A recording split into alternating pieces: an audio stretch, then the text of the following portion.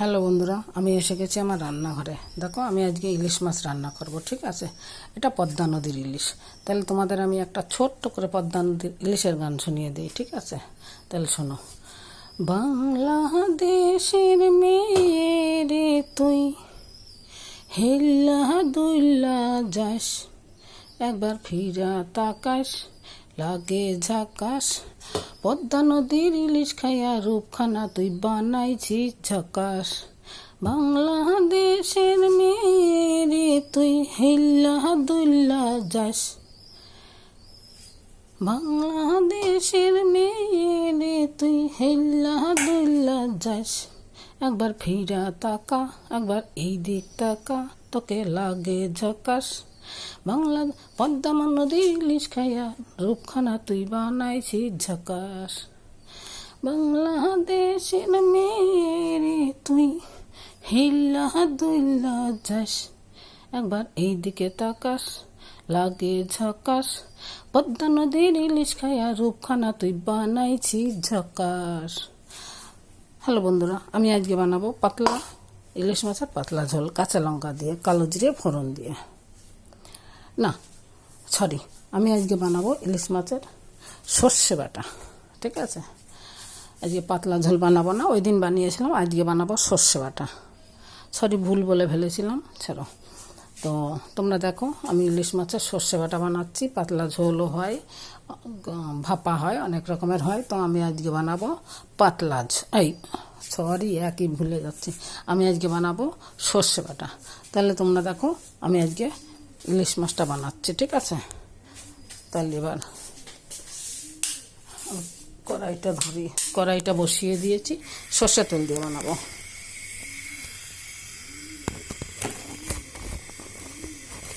আমি একটু হালকা ভেজে নেব।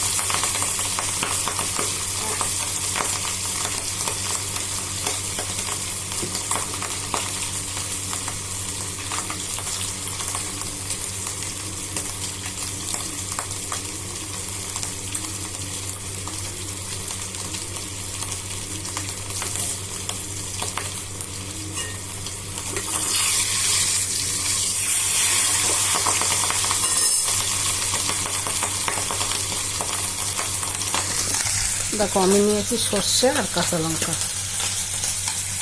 এটা আমি পিছিয়ে নেবো, ঠিক আছে?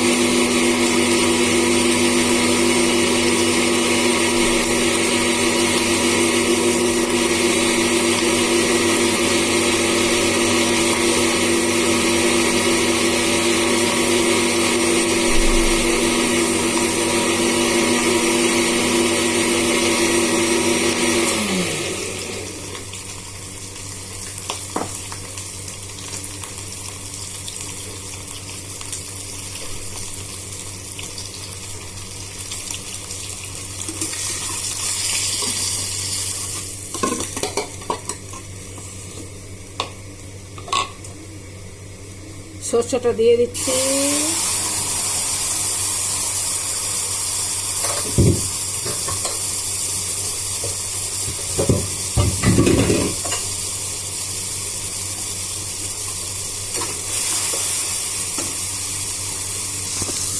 সর্ষেটা দিয়ে দিলাম।